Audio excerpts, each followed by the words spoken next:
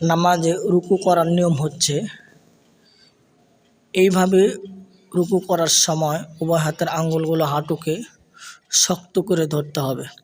আঙ্গুলগুলো ফাঁকা থাকবে। হাতের তালুতে ভর করা যাবে না। আঙ্গুলের ভর করে শক্ত করে হাঁটুকে মজবুত করে ধরতে হবে। পিঠ এবং মাথা সমান বরাবর রাখতে হবে। পিঠ যেন উঁচা না হয়, আবার মাথা যেন উঁচা না হয়, উভয়টি যেন সমান বরাবর হয়। হাতের আঙ্গুলও এভাবে ফাঁকা থাকবে। এটা হচ্ছে রুকু করার নিয়ম। এরপরে আসেন রুকু হতে সোজা হয়ে দাঁড়িয়ে কিভাবে সিজদায় চলে যাবেন। এখানে অনেকে ভুল করে, এজন্য একটু মনোযোগ দিয়ে দেখতে থাকুন। কিভাবে সোজা হয়ে দাঁড়ানো অবস্থায় সিজদায় চলে যেতে হয় দেখেন, খেয়াল করেন। এখানে অনেকে ভুল করে।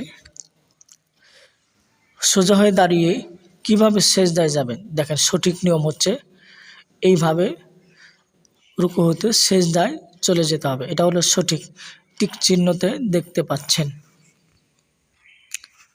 আর এটা হচ্ছে ভুল, দেখতে পাচ্ছেন লাল চিহ্ন এসেছে। এটা অনেকে ভুল করে থাকে, আমরা খেয়ালও করি না। আমি আবারও সঠিক নিয়ম দেখাচ্ছি কিভাবে রুকু হতে সিজদায় চলে যাবেন। হাতগুলো হাঁটুর উপরে স্বাভাবিক অবস্থায় রাখতে হবে, হাঁটুতে ভর দেওয়া যাবে না। এটা হলো সঠিক নিয়ম, হাঁটুতে কোনো ভর দেওয়া যাবে না।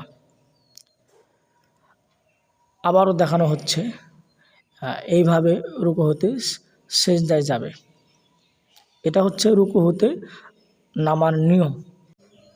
দেখেন একজন ছেলেকে দেখানো হচ্ছে, এই ছেলেটা রুকু হতে সোজা হয়ে দাঁড়িয়ে সিজদাতে ভুল করছে বারবার। এইভাবে সিজদায় যাওয়ার নিয়ম নয়।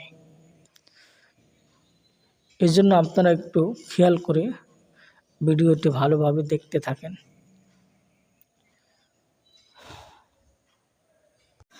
ছেলেটি বারবার দেখানোর চেষ্টা করছে, কিন্তু সঠিক হচ্ছে না। এখন যেটা দেখালো এইভাবে হচ্ছে সঠিক নিয়ম রুকু হতে সিজদায় যাওয়ার। আমরা এইভাবে রুকু হতে সিজদায় যাওয়ার চেষ্টা করব। এখন সিজদা কিভাবে দিবেন, সিজদার যে জায়গায় সিজদা পড়বে ওই জায়গায় হাত কিভাবে রাখবেন। প্রথমে নাক, তারপরে কপাল। সিজদা করার সময় এইভাবে উভয় হাতের কোণ এবং রান থেকে আলাদা রাখতে হবে পৃথকভাবে, এবং পাগুলো এইভাবে খাড়া রাখবে। এটা হচ্ছে সিজদার নিয়ম। ভিডিওটি ভালো লাগলে লাইক, কমেন্ট, শেয়ার করবেন এবং সাবস্ক্রাইব করতে কেউ ভুলবেন না।